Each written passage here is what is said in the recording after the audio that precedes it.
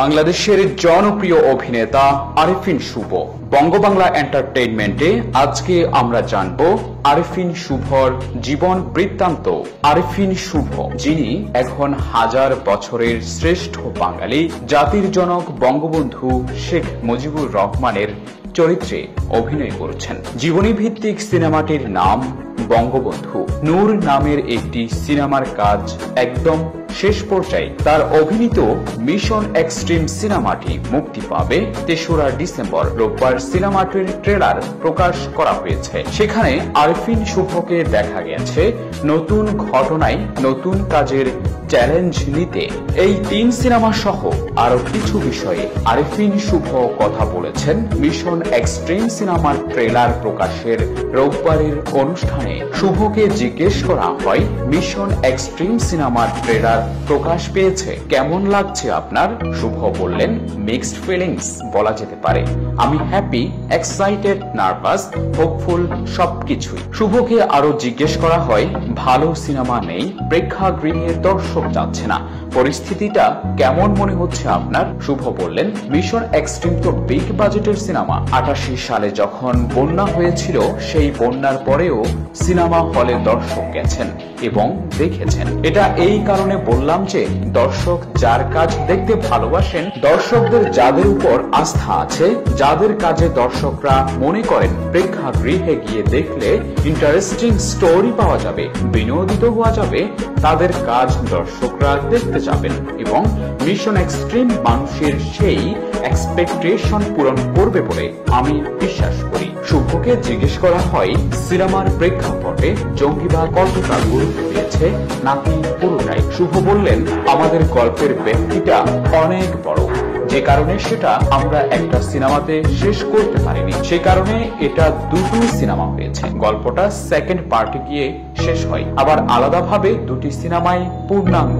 ব্যক্তিটা এত বড় বলেই ডিটেইল করে দেখাতে চেয়েছি যে গল্পটা জঙ্গিবাদ এবং সেটার সূত্রপাত এবং সেটার বিস্তার এবং সেটাকে আমাদের দেশের আইন শৃঙ্খলা বাহিনী কিভাবে দেশকে রক্ষা করছেন জঙ্গিবাদ থেকে, তার একটা বড়ভাবে ব্যাখ্যা করবার চেষ্টা করেছেন আমাদের পরিচালকরা। শুভকে আরো জিজ্ঞেস করা হয়, বিদেশি সিনেমায় আন্তর্জাতিক চক্রের বিষয় উঠে আসতে দেখা যায়, দেশের সিনেমায় এমন ঘটনা তেমন একটা দেখা যায় না, মিশন এক্সট্রিমে তেমন কিছু কি আছে?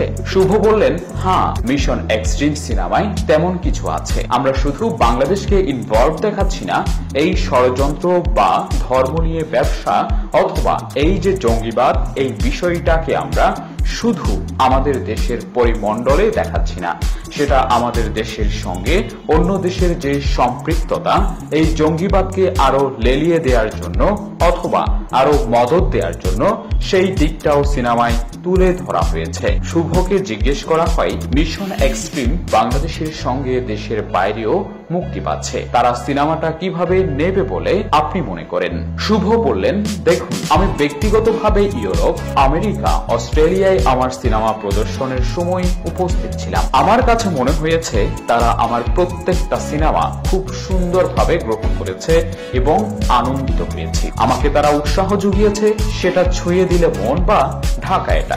আশা করছি মিশন এক্সট্রিমেও সেই সাপোর্ট এবং ভালোবাসা আমরা পাবো, কারণ এ যাবৎকালে এত ব্যাপক ধরনের একটা বৃহৎ পরিসরে করা সিনেমা আমার এটাই প্রথম, বঙ্গবন্ধু ছাড়া। নভেম্বর ডিসেম্বরে সিনেমাটির শেষ অংশের শুটিংটা হচ্ছে এবং আমরা আশা করছি যে বঙ্গবন্ধু সিনেমাটা আগামী বছর প্রথম কোয়ার্টারে গোটা পৃথিবীকে দেখাতে পারবো। শুভকে জিজ্ঞেস করা হয়, সিনেমায় আপনি 1 টাকা পারিশ্রমিক নিয়েছেন বলে শোনা যায়, কেন 1 টাকা নিলেন? শুভ বললেন, পারিশ্রমিক নিচ্ছি না, এ কথা ঠিক না। এখানে আমার শ্রম মেধা আছে আর আমি ফ্রিতে কাজ করি না, আমি 1 টাকা নিচ্ছি। বিদেশে গেলে আমাদের পাসপোর্টে যে দেশের নাম লেখা থাকে, সেই দেশটির স্বপ্ন যিনি দেখে গেছেন, সেই দেশটি তিনি দিয়ে গেছেন। তার চরিত্রে অভিনয় করার চেয়ে বড় বিষয় তো আর শিল্পী হিসেবে, বাংলাদেশী হিসেবে, একজন মানুষ হিসেবে থাকতে পারে না। আমার কোনো সিক্রেট নেই, আমাকে কাঙ্গাল বলতে পারেন। আমি ভালোবাসার কাঙ্গাল। সেই ভালোবাসার লোভে এক একবার এক এক রূপ নেয়ার এক ধরনের প্রয়াস থাকে।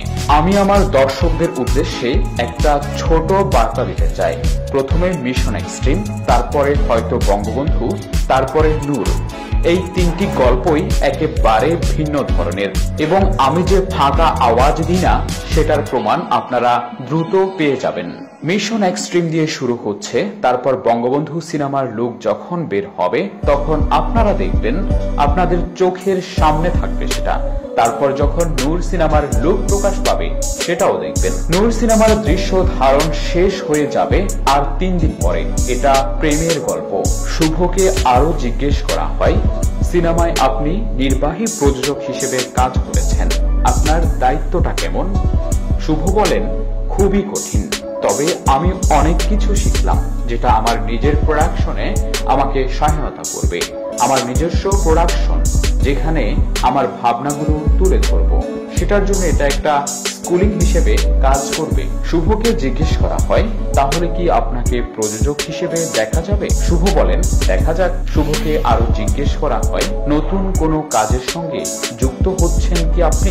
শুভ বলেন, বঙ্গবন্ধু শেষ না হওয়া পর্যন্ত কিছু বলতে পারছি না, তবে বঙ্গবন্ধু সিনেমার শুটিং এর পর দেশের বাইরের একটি ওটিটি প্ল্যাটফর্মে কাজ করার কথা রয়েছে। আমাদের ভিডিওটি কেমন লেগেছে এবং ভিডিও নিয়ে কোনো মতামত থাকলে তা কমেন্ট করে জানিয়ে দিন। লাইক এবং শেয়ার করে বন্ধুদের মাঝে ছড়িয়ে দিন।